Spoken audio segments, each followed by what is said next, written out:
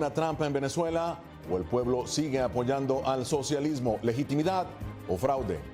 Esto es Foro Interamericano. Les saluda Gonzalo Barca desde Washington.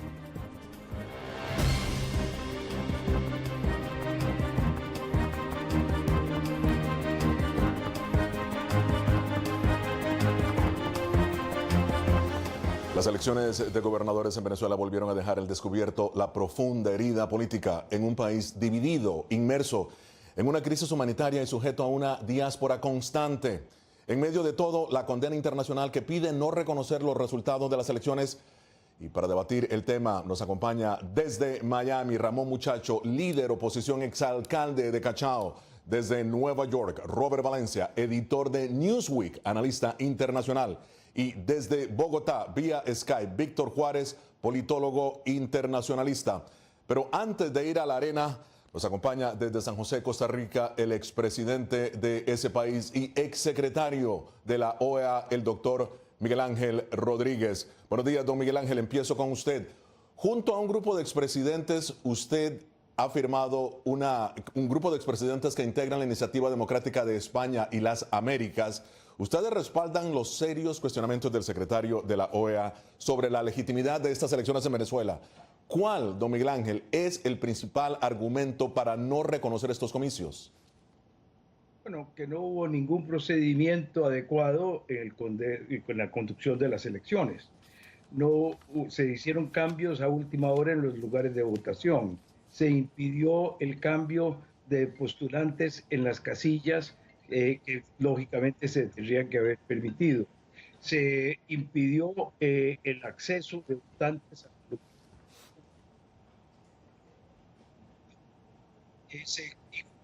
procesos anteriores. Hay un uso totalmente distinto de los medios de comunicación. Don Miguel Ángel, disculpe, pero ahora, ¿cómo podría reconciliar todo esto que usted nos está explicando con el hecho de que grupos de la oposición sí participaron en estas elecciones? Era muy difícil la toma de decisión. Si se participaba, había el riesgo de esto que ocurrió. Si no se participaba, se iba a decir que no se estaban utilizando los procedimientos de la democracia para construir democracia y que se estaban pidiendo elecciones y cuando se ocupaban no se utilizaban. Era que era una posición sumamente complicada en la cual el gobierno, después de un año de atrás, en un proceso de...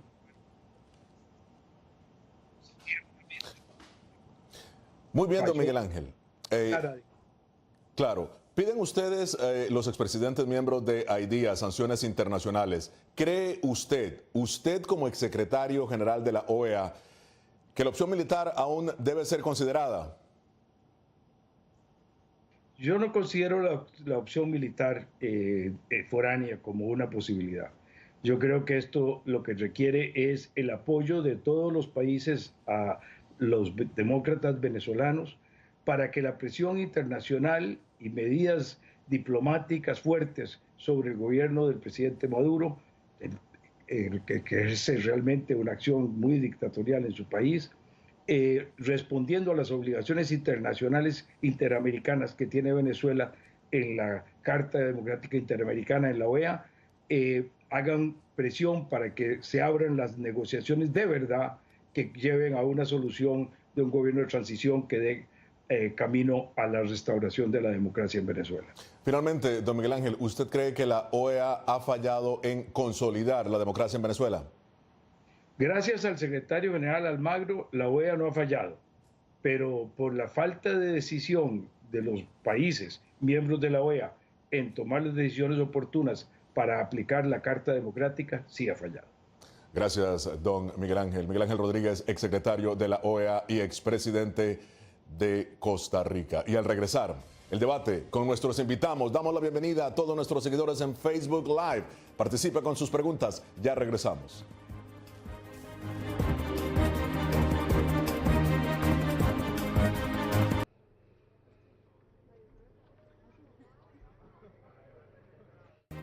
El día de ayer fue el día más pacífico de elección que haya vivido la historia de Venezuela.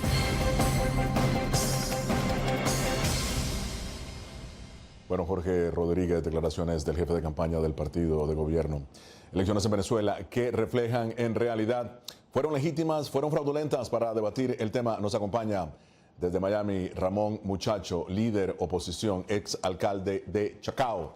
Desde Nueva York, Robert Valencia, editor de Newsweek, analista internacional. Y desde Bogotá, Colombia, vía Skype, Víctor Hugo Juárez, politólogo internacionalista. Categórico, el secretario general de la OEA, Luis Almagro, aseguró que las elecciones de gobernador en Venezuela, donde el oficialismo obtuvo 18 estados contra 5 de la oposición, fueron fraudulentas. Veamos. Nos hubiera gustado saludar a los ganadores y celebrar la realización de una fiesta cívica. Sin embargo, tenemos que expresar el escepticismo y denunciar la falta de garantías que son recurrentes en actos electorales que hacen las dictaduras. La Secretaría General de la OEA rechaza todos los actos ilegítimos convocados por gobiernos ilegítimos y condena especialmente, una vez más, los abusos a los derechos civiles y políticos del pueblo venezolano por parte del régimen. Ramón, ¿legitimizó de alguna manera la oposición estas elecciones al participar en ellas sin exigir de antemano garantías de transparencia? Bueno, fíjate, un proceso electoral no se legitima por la participación de los actores políticos. Se legitima en la medida en que es un proceso transparente, abierto y democrático. Las elecciones del domingo no fueron así. El domingo hubo un gigantesco e histórico fraude electoral en Venezuela. Unas elecciones en las que por primera vez no se utilizó la tinta indeleble para evitar que una persona vote más de una vez, donde no se permitió observación internacional calificada, en donde fueron migrados más de 700.000 electores a menos de 4 días de las elecciones, migrados a centros electorales distintos a los que les corresponden. En fin, una serie de irregularidades. Estas son solo un pequeño ejemplo y la más grave de todas. Por primera vez en la historia, la oposición venezolana tiene la prueba de cómo fueron cambiados votos después de haber sido emitidos. Los votos en las urnas electorales que constan en las actas de auditoría, distinto al resultado que publicó el Consejo Nacional Electoral en su página web y en los resultados. Los cambios de esos votos en el estado Bolívar, donde tenemos las actas, son la diferencia entre que haya ganado el candidato de la unidad versus el del chavismo, el del madurismo, que es el que finalmente fue fraudulentamente juramentado como alcalde. Fíjate, Ramón, la oposición precisamente está aportando las pruebas que estás comentando hoy, precisamente. Pero bien, vamos a pasar contigo, Víctor Hugo. El mismo Almagro y 17 expresidentes pidiendo que se desconozcan los resultados de estas elecciones. ¿Justificado o no el pedido? Bueno, ante todo un cordial saludo. Como se plantea en el debate, a mí me sorprende realmente, compañero, porque cuando hablamos de una ilegitimidad de un proceso y solamente con el hecho de participar en el proceso ya estás legitimándolo desde el punto de vista jurídico. Entonces, cuando los resultados no te favorecen, ahora sí el CNN, el Consejo Nacional Electoral sí tiene cuestionamiento, ahora sí el proceso sí tiene cuestionamiento. Me sorprende el nivel de prepotencia, y lo digo con el mayor respeto, de líderes opositores, incluyendo uno de los incluidos en este debate, de cómo abiertamente ataca a un proceso electoral y no dice realmente cuáles son las causas de la derrota, porque fue una derrota opositora debido a la falta de liderazgo que hay dentro de la oposición, al fraccionamiento que hay dentro de la mesa de la unidad y la poca flexibilidad que hay dentro de la mesa de la unidad de cara a adoptar una línea política democrática. Eso es lo importante. Se desmovilizaron más de 3 millones de personas que pudieran estar apoyando al voto opositor, no votó. Entonces realmente la culpa es del CNE. Yo creo que es un acto de irresponsabilidad por parte de los líderes opositores seguir manejando la tesis de fraude ante un fracaso político evidente tras las elecciones regionales. Ramón. Eso demuestra la razón fundamental de que tienen más de 15, 17 años de fracaso en fracaso y no han podido presentar Ramón. Hasta el momento un proyecto alternativo al país, y se resume en eso. La oposición se resume en lo que hoy Ramón. Es, señor Muchacho, una persona que simplemente está desde el exilio analizando unas elecciones con argumentos muy débiles y argumentos carentes de sustento estadístico y sustento político. Ramón, tu respuesta. Sí, bueno, evitando los ataques personales que no merecen ser respondidos. No te estoy atacando Víctor Hugo personalmente. maneja perfectamente el discurso del madurismo. Lo ha aprendido muy bien, pero afortunadamente el mundo sabe lo que está pasando en Venezuela.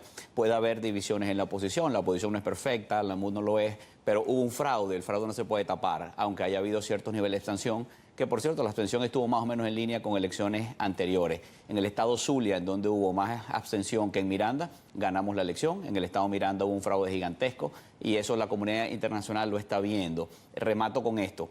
Antes del domingo, ya grandes democracias del mundo como Estados Unidos, Canadá y Colombia, que creo que el invitado está en Colombia, el presidente Santos dijo 3 días antes de las elecciones, cuando vieron la migración ilegal de votantes a última hora, dijeron, epa, qué momento, ¿qué es esto? Más de cientos de miles de votantes migrados.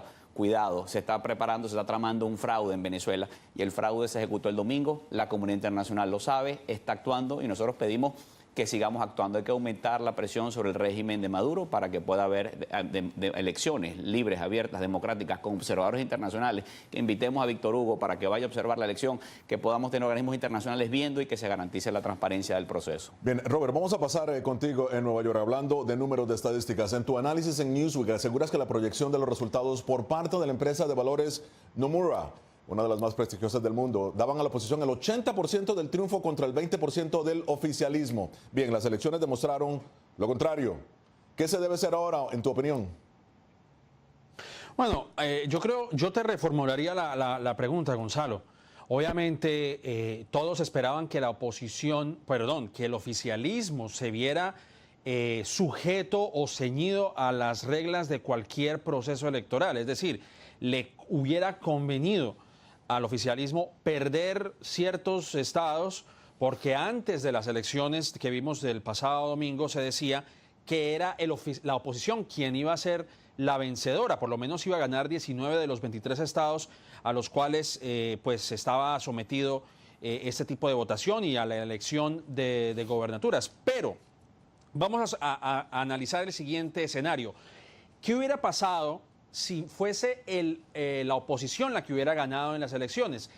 Si hubiera habido un cambio realmente, pues es difícil, porque el mismo Maduro había dicho que quien fuese el ganador tenía que estar sometido a la Asamblea Constituyente. Y lo que vemos en la actualidad es que la Asamblea Constituyente obviamente se inclina a favor del presidente Nicolás Maduro. El mismo Santos y muchos analistas decían que realmente no se está jugando bajo las reglas. Es decir, si la oposición hubiera ganado de forma apabullante el pasado domingo, pues ¿qué tanto efecto hubiera tenido si de todas maneras tienen que estar ceñidos a lo que diga el oficialismo? A mí me parece realmente que es una situación bastante complicada para la oposición y para las personas que quieren ver un cambio en Venezuela, porque si durante la Asamblea Constituyente, que muchos dicen se hizo de forma fraudulenta, me refiero a las elecciones del pasado mes de julio, pues ¿qué razón tienen los maduristas para negociar? Muy bien. El mismo Papa, estando en Colombia, decía, queremos que haya una negociación para que se normalice un poco la situación en Venezuela. Pero al ver que Maduro tiene prácticamente el poder concentrado en sus manos, realmente el presidente Maduro tiene la intención de sentarse a la mesa con la oposición y negociar, pues ahora sí que el panorama se complica aún mucho más. Muy bien, si nos sigues en Facebook Live, envíanos tus preguntas. ¿Fueron las elecciones de gobernadores en Venezuela fraudulentas o no? Esto es Foro Interamericano de La Voz de América. Nadie lo hace mejor.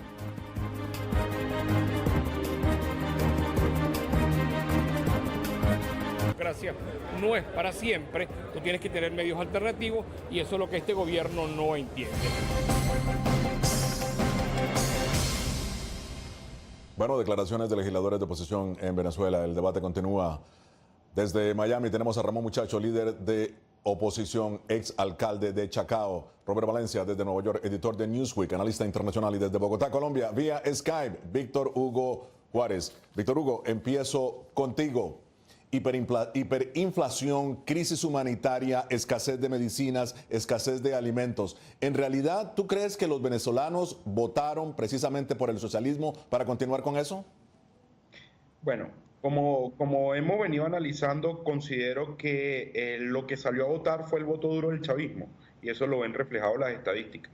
El chavismo sigue manteniendo su voto duro, se sigue fortaleciendo como actor político, y es importante que el mismo liderazgo del chavismo comprenda y entienda que manteniendo su voto duro bajo todas estas circunstancias es necesario que exista un replanteamiento, como tú bien lo planteas, dentro de la política económica. Yo creo que aquí tiene que haber un cambio estructural del modelo rentista y que establecer todas las orientaciones a superar este modelo rentista y a establecer de fondo medidas estructurales para superar la crisis. Y no solamente lo tiene que hacer el gobierno, yo creo que se abre el abanico para establecer una hoja de ruta junto con los partidos de oposición y emprender una mesa de diálogo y con los distintos factores productivos para que realmente, desde el punto de vista práctico, los distintos factores que hacen bien la sociedad venezolana se establezcan plazos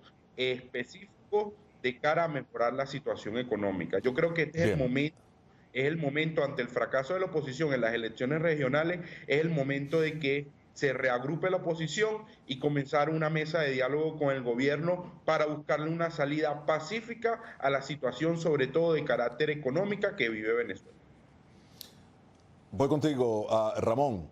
Está prácticamente extendiendo el oficialismo una rama de olivo a la oposición. ¿Tú crees que esta rama de olivo es sincera? ¿Se debe negociar precisamente con el presidente Nicolás Maduro? ¿O ustedes están pidiendo total cambio de estructuras en la cúpula del poder? Sí, bueno, ya ha habido intentos de diálogo, de hecho ha habido conversaciones, diálogos, mediación internacional, etcétera. La verdad es que esos esfuerzos fracasaron. En Venezuela, ante un régimen como el de Maduro, no funciona la receta clásica diplomática. Retiro de embajadores, condenas públicas de las cancillerías hacia el régimen, reuniones en la UE, aplicación de la Carta Democrática. Eso está bien y se agradece, pero esas cosas ante un régimen como el de Maduro, que no tiene ningún incentivo para negociar, ninguna salida democrática, y lo que tiene son incentivos para trincherarse en el poder, esas cosas no funcionan. Si pudiera yo dejar ahí una idea planteada para la comunidad internacional, es la siguiente.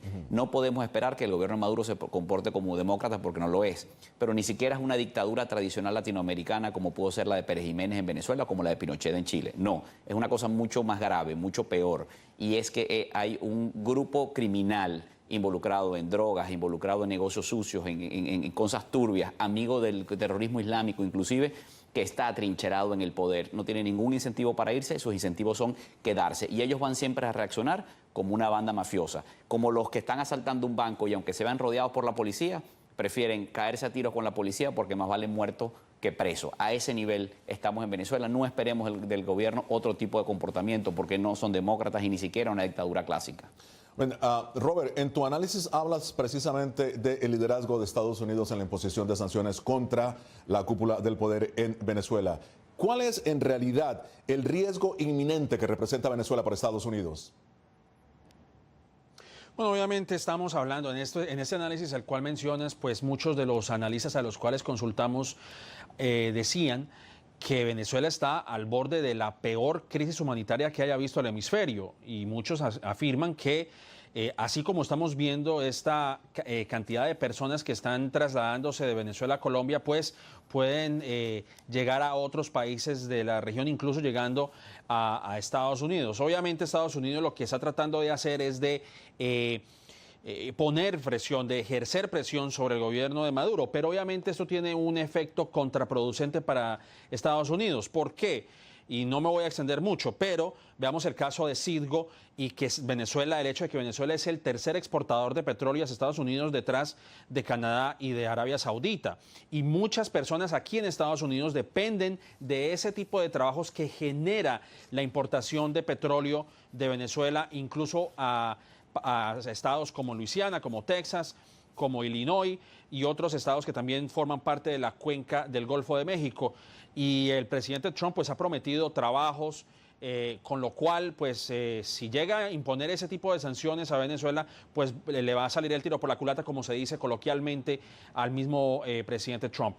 Así que no hay una salida fácil realmente. Yo creo que eso es lo que podremos llegar a discutir. Vamos a ver qué acontece en los próximos meses, pero la situación está muy complicada.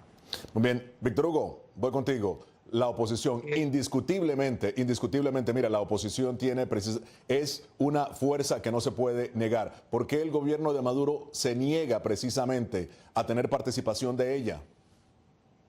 Bueno, yo creo que particularmente le hablo como analista, considero que sería imposible negar la fuerza que tiene la oposición. Sobre todo porque en su gran mayoría la oposición o mucha gente que siga la oposición es una forma de expresar ese descontento ante la ineficiencia y la ineficacia de muchas de las políticas gubernamentales, y eso es una realidad. Lo que sí tenemos que ver es qué porcentaje de esa oposición realmente cree en un proyecto político. Y ese es el problema de fondo, Gonzalo, que aquí no se viene, y eso lo venimos hablando desde ya de hace un tiempo, no existe un proyecto alternativo, no existen propuestas claras de país, y por eso es que la población de la oposición se siente, gran parte de su electorado se siente desorientado, no se siente con una hoja de ruta bien definida, y por eso es el fracaso de las regionales. Ramón, y con respecto al tema de las sanciones, creo que ha sido un fracaso históricamente las políticas de sanciones implementadas por Estados Unidos para generar un cambio político en un determinado país. Lo reconoció el mismo gobierno estadounidense, la administración Obama, con el caso de Cuba. Es decir, la política de sanciones termina fortaleciendo los distintos regímenes o los distintos gobiernos que luchan o tiene un carácter soberano independiente contra la política hegemónica de los Estados Unidos. O sea, que termina fracasando, y lo ha reconocido el propio Estados Unidos. Yo creo que Estados Unidos comete un gran error al profundizar estas sanciones, porque va a terminar negociando con el gobierno de Venezuela, ya que es uno de sus principales proveedores de recursos energéticos, en el caso específico del petróleo. Mira, vamos a pasar precisamente a Ramón, muchacho. Como lo está diciendo Víctor Hugo, ¿no tiene la oposición un proyecto monolítico político? Oye, fíjate, Venezuela está tan mal, surgida en esta crisis humanitaria terrible, histórica, está tan mal que el proyecto político es básico, es muy sencillo, es cumplir la Constitución Nacional, es recuperar cosas que en todos sus países existen, es recuperar la independencia de los poderes públicos, la institución del voto, la libertad de expresión. En Venezuela este programa no se podría transmitir, no se podría ver, por ejemplo. Entonces es muy básico, olvídense de un programa muy sofisticado. En Venezuela hay que hacer primero las cosas básicas, que se respete la Constitución. Cualquier gobierno que venga, que será necesariamente de transición, pues es un gobierno que tiene que abocarse a cosas muy básicas. Luego vendrán propuestas de izquierda, de derecha, liberales, conservadores. Eso no estamos en eso. Lo otro es las sanciones. Estamos pidiendo a la comunidad internacional seguir incrementando las sanciones para que el régimen de Maduro sea cercado económica y financieramente. El dinero que recibe Maduro de China, de Rusia y de empresas privadas americanas que compran el petróleo no se usa para comida y medicinas ni para paliar la tragedia humanitaria. Se usa para armas, para reprimir, para comprar voluntades, para corrupción. El gobierno Maduro sigue teniendo muchos recursos y hay que asfixiarlo financieramente. Eso como parte de una estrategia que nos lleve a la posibilidad de abrir una salida democrática en Venezuela, porque ese es el objetivo no es otro, es una salida democrática para Venezuela. Bueno, muy bien, se nos ha acabado el tiempo. Agradezco a Robert Valencia, a ti, a Ramón, muchacho, desde Miami, y a el doctor Víctor Hugo Juárez, desde Bogotá, Colombia. Esto fue Foro Interamericano. Nadie lo hace mejor. Los espero la próxima semana con la noticia más allá de los titulares.